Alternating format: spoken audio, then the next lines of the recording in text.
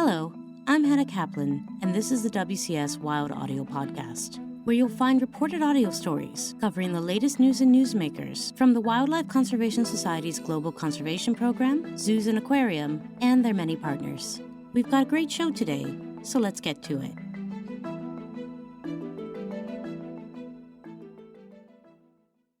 In part 2 of our podcast series, exploring the themes of New York Climate Week, we look at a new initiative being piloted by the WCS Forest and Climate Change Program to attract investment in tropical forests with healthy ecosystems. The High Integrity Forests Investment Initiative, or HIFOR, provides a novel approach to compensate nature and its protectors for the services they provide.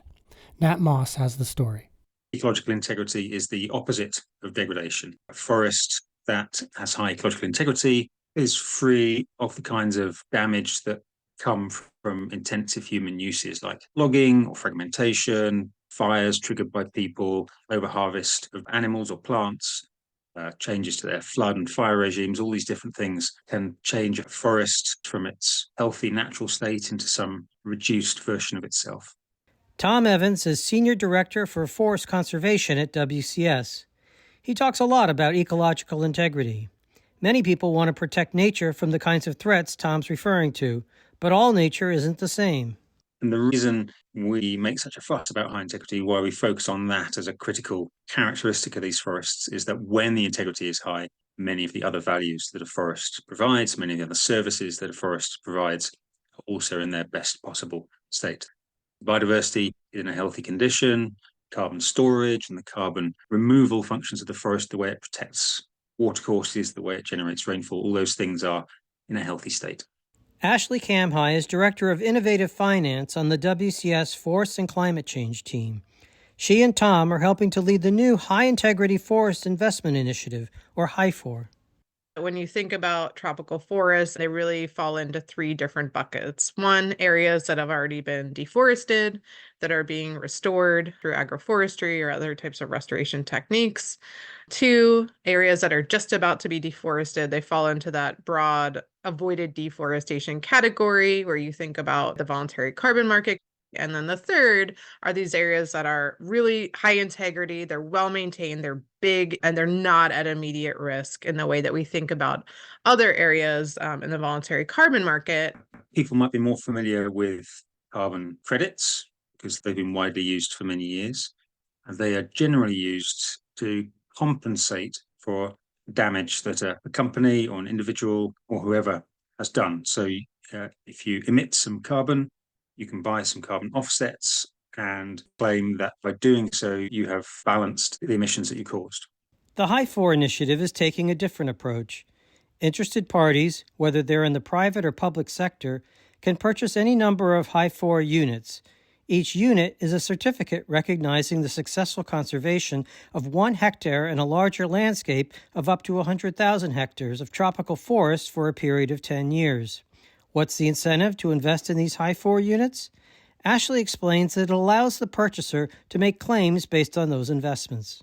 In the private sector, different companies have made goals, whether that's to maintain or protect or conserve certain areas, whether that's to, for example, maintain biodiversity, whether that's to contribute to removals of carbon. And so they've made those goals, and purchasing HIFOR units allows them to make claims towards the achievement of those goals. Intact ecosystems carry with them a wide range of attributes whose protection might attract investors. Often these benefits are referred to as ecosystem services, a fancy way of saying the services that these areas provide for people and the planet. Not only the benefits from, say, the role that trees play in carbon storage and climate regulation, but in less obvious ways as well.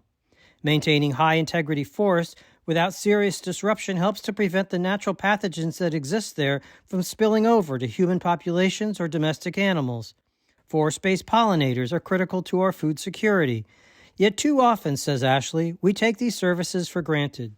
If you look at a lot of these areas, they're maintained by local communities, indigenous peoples living in and around these areas, and they have been protecting these areas and conserving them for long periods of time without any type of support or any type of financial compensation. WCS recently launched its first HIFOR pilot program with the Minister of Forest Economy in the Republic of Congo, where WCS has been working for more than 30 years. as a really good place to try and build on existing structures and relationships and experiences. With the government, we decided that the best place to start was in the far north of the country in Nuwabali Ndoki National Park, where WCS has an active role in the long-term management of the site.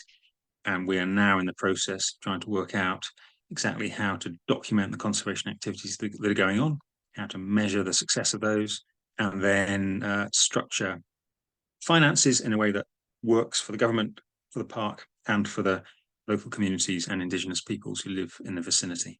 It's an amazing place.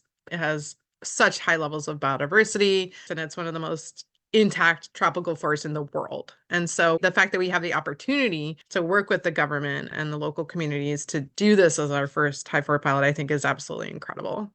Ashley and Tom say that in time, they'd love to expand the HIFOR idea to other types of ecosystems, perhaps temperate forests and coral reefs. But for the time being, those ideas will have to wait.